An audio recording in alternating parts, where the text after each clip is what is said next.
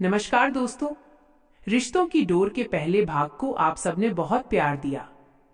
पिछले भाग में हमने देखा कि कैसे अमीर बाप की बेटी पूजा सब कुछ छोड़कर आधी रात को भारी बारिश में अमित के घर आ जाती है और अमित उसकी मांग में सिंदूर भर देता है।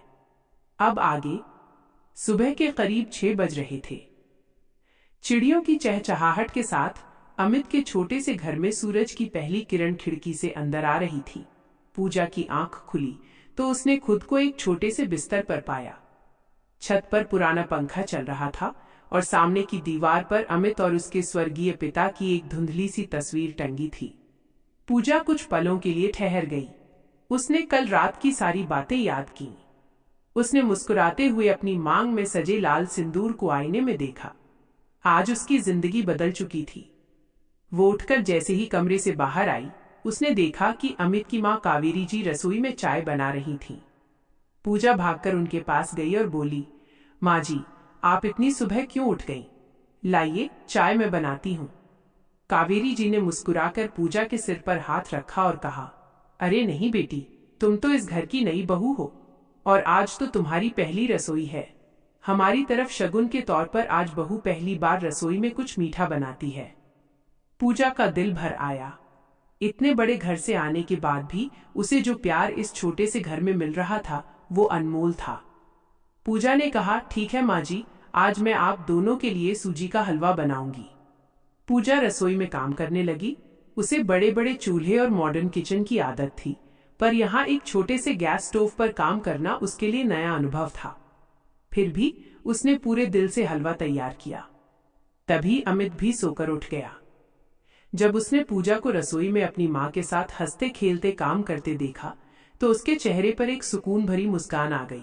अमित ने पीछे से आकर हौले से कहा, वाह, खुशबू तो बहुत अच्छी आ रही है। पूजा ने शर्माते हुए अमित को देखा और सबको हलवा परोसा। कावेरी जी ने पहला निवाला खाया और खुश होकर बोली, अरे वाह, बहुत ही स्वादिष्ट बना है बेटी। भगवान तुम्हारी जोड़ी को हमेशा सलामत रखे। अमित ने भी हलवा खाया और पूजा को आंख मारते हुए कहा, लाजवाब, सब कुछ बहुत खूबसूरत चल रहा था। लेकिन तभी अचानक अमित के मोबाइल की घंटी बजी। फोन स्क्रीन पर उसके ऑफिस के मैनेजर का नाम था। अमित ने फोन उठाया। Hello sir, good morning. सामने से मैनेजर की आवाज आई, लेकिन वो आवाज बहुत गंभीर थी। मैनेजर ने कहा, अमित, तुरंत ऑफिस आओ। कंपनी में एक बहुत बड़ी गड़बड़ हो गई है और बॉस बहुत गुस्से में है। सबको इमरजेंसी मीटिंग के लिए बुलाया गया है। अमित का दिल जोर से धड़का। उसने पूजा और माँ की तरफ देखा, अपनी घबराहट को छुपाया और कहा, जी सर, मैं आधे घंटे में पहुंचता हूं। अमित ने जल्दी से तैयार होकर ऑफिस के लिए निकलने लगा। पूजा ने उसका बैग हाथ में देते हुए पूछा, अमित, सब ठीक तो है ना? आपके चेहरे पर चिंता दिख रही है।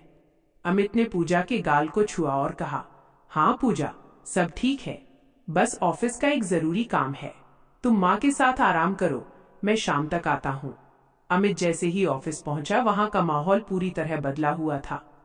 हर कर्मचारी के चेहरे पर हवाइयां उड़ी हुई थीं। अमित सीधा कॉन्फ्रेंस रूम में गया। वहां कंपनी के मालिक और मैनेजर पहले से बैठे थे। जैसे ही अमित अंदर दाखिल हुआ, बॉस ने मेज पर एक फाइल जोर से पटकी और चिल्लाए, अमित, ये क्या है? कंपनी के अकाउंट्स में से 5 लाख रुपए गायब हैं और इस फाइल पर तुम्हारे दस्तखत साइन हैं। तुम इस कंपनी के मेन अकाउंटेंट हो। तुम्हारी मर्जी के बिना 1 रुपया इधर से उधर नहीं हो सकता। बताओ, ये पैसे कहाँ गए? अमित के पैरों तले जमीन खिसक गई। उसके होश उड़ गए। वह हकलाते हुए बोला, सर, मुझे नहीं पता। मैंने कोई चोरी नहीं की। मैंने तो सिर्फ वही एंट्री की जो मैनेजर सर ने मुझे दी थी। अमित ने मैनेजर की तरफ देखा, लेकिन मैनेजर ने अपनी नजरें फेर लीं। असल में मैनेजर ने ही वो पैसे गायब किए थे और सारा इल्जाम अमित के सिर मढ़ दिया था, क्योंकि फाइल पर अमित के साइन थे। बॉस ने गुस्से में कहा, मैं तुम्हारी एक बात नहीं सुनने वाला अमित। तुमने हमारी कंपनी का भरोसा तोड़ा है। मैं अभी पुलिस को फोन कर रहा हूँ। अमित रोने लगा। उसने हाथ जोड़े और कहा, सर प्लीज पुलिस को मत बुलाइए। मेरी कल ही शादी हुई है। मेरी बूढ़ी माँ बीमार रहती है। अगर मुझे जेल हो गई तो मेरा परिवार बर्बाद हो जाएगा। मैं बेकसूर हूं सर।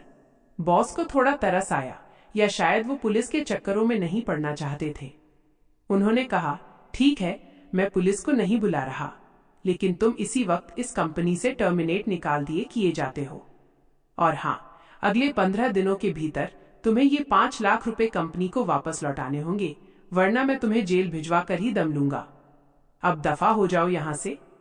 अमित बदहवास हालत में ऑफिस से बाहर आ गया। उसके पास अब न नौकरी थी, न पैसे, और सिर पर 5 लाख रुपए का झूठा कर्ज आ चुका था। वह सड़क के किनारे बैठकर फूट फूट कर रोने लगा। उसे समझ नहीं आ रहा था कि वो घर जाकर पूजा और अपनी माँ को क्या मुंह दिखाएगा। जो लड़की अपने पिता का महल छोड़कर उसके भरोसे आई थी, उसे वो पहले ही दिन ये तोहफा देने जा रहा था। शाम के 7 बज चुके थे। अमित भारी कदमों से घर पहुंचा। उसने जैसे ही दरवाजा खोला, पूजा आरती की थाली लेकर खड़ी थी। उसने अमित का तिलक किया और कहा, अमित, आज हमारी शादी का पहला दिन है, इसलिए मैंने आपकी आरती उतारी।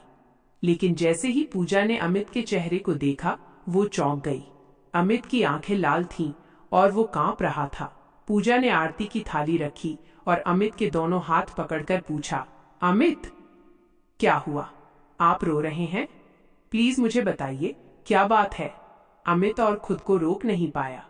वो पूजा के गले लगकर जोर जोर से रोने लगा।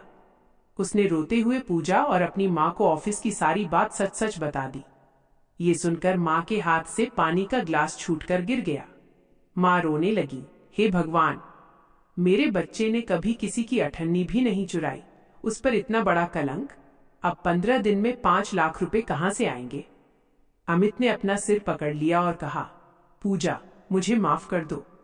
तुम्हारे पिता सही कहते थे, मैं एक बदनसीब इंसान हूं। मैं तुम्हें कोई खुशी नहीं दे पाया। पूजा शांत खड़ी थी। उसकी आंखों में आंसू जरूर थे, लेकिन वो कमजोर नहीं पड़ी थी। उसने अमित के आंसू पोंछे, अंदर कमरे में गई और अपनी अलमारी से एक छोटा सा मखमली डिब्बा लेकर बाहर आई। उसने वो डिब्बा अमित के हाथ में रख दिया। अमित ने जब उसे खोला तो उसमें सोने के कंगन और एक कीमती हार था। ये वही गहने थे जो पूजा अपने घर से पहनकर आई थी। अमित ने झटके से डिब्बा बंद किया और कहा, नहीं पूजा, ये तुम्हारे गहने हैं। मैं अपनी पत्नी के गहने बेचकर अपना दाग नहीं धोऊंगा। मेरा ज़मीर इसकी इजाजत नहीं देता। पूजा ने अमित की आंखों में आंखें डाली और बहुत ही गंभीर और प्यारे लहजे में कहा, अमित, जब मैंने कल रात आपका हाथ थामा था तो अपनी सारी दौलत वहीं छोड़ आई थी। ये गहने सिर्फ सोने के टुकड़े हैं, लेकिन मेरा असली जेवर आपका स्वाभिमान और आपकी इज्जत है। अगर आपकी इज्जत पर आंच आई तो इन गहनों का मैं क्या करूंगी? इन्हें बेचिए और उस धोखेबाज कंपनी का मुंह बंद कीजिए। हम दोनों मिलकर मेहनत करेंगे और नए गहने फिर बना लेंगे। पूजा की इस बात ने अमित के अंदर एक नई जान फूंक दी। उसे यकीन हो गया कि दुनिया चाहे खिलाफ हो जाए, जब तक पूजा उसके साथ है वो हर जंग जीत सकता है। लेकिन क्या इन गहनों को बेचकर अमित की मुसीबतें खत्म हो जाएंगी? क्या वो मैनेजर अमित को इतनी आसानी से छोड़ने वाला था? और जब विजय कपूर को पता चलेगा कि उनकी बेटी के गहने बिक रहे हैं तो वो क्या करेंगे? ये सब हम जानेंगे रिश्तों की डोर के तीसरे भाग में। दोस्तों, आपको पूजा का ये फैसला कैसा लगा? क्या अमित को वो गहने ले लेने चाहिए थे? कमेंट में अपनी राय जरूर दें और भाग 3 देखने के लिए चैनल को अभी सब्सक्राइब करें। धन्यवाद।